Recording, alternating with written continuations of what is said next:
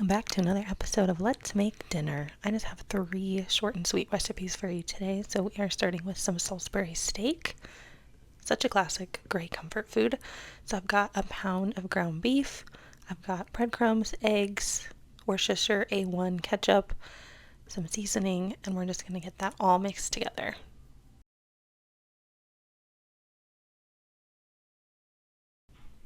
After a while, I do think just using your hand seems to be a better method to get everything mixed well.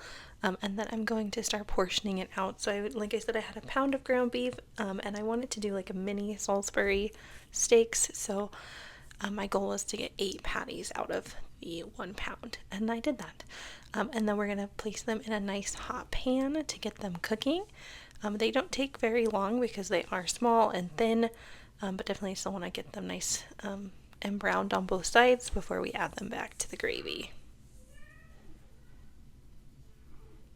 Giving them a nice flip so both sides get golden brown because that equals flavor. And then I'm going to add some butter to the pan, same pan as the patties were cooked in. And then once the butter's melted, I'm going to throw in my mushrooms, get those nice and cooked down. Adding in some onions, so I'm making a mushroom onion gravy base here, and just letting everything cook and soften and get delicious.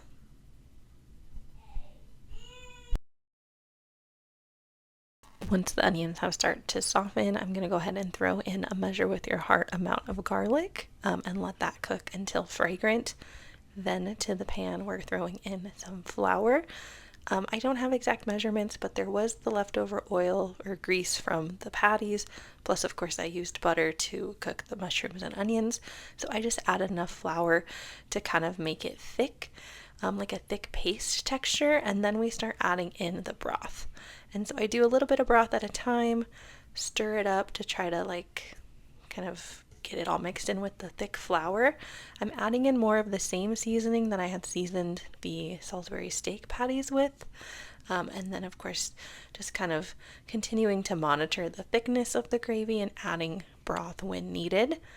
I did want it a little bit on the thinner side just so I could add the patties back in, knowing that it would continue to thicken as it cooked. So I'm just getting each of my little patties back in the gravy, going in with a spoon and kind of trying to cover each one of them. As a reminder, if you are enjoying these videos, if you wouldn't mind giving them a thumbs up and clicking that subscribe button, it would be much appreciated. And this is what it looks like. I made some Instant Pot mashed potatoes, topped it with the patties, the gravy, so good. Such a yummy comfort food, especially as we are getting into the cooler months. This will definitely be something on repeat.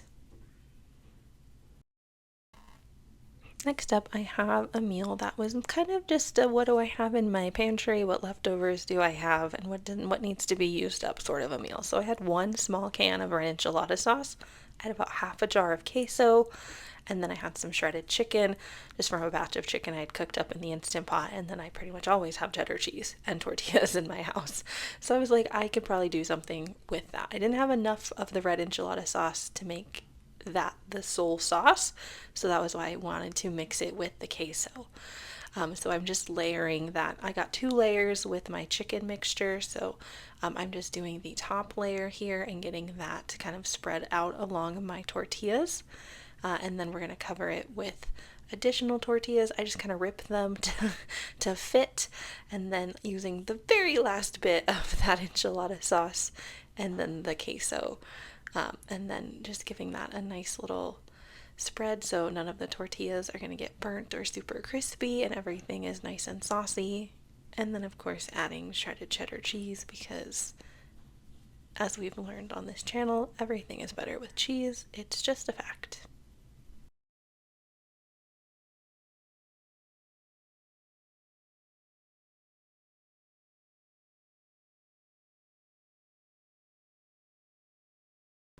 For being a sort of random dinner, I will say it came together quite well. It was pretty delicious.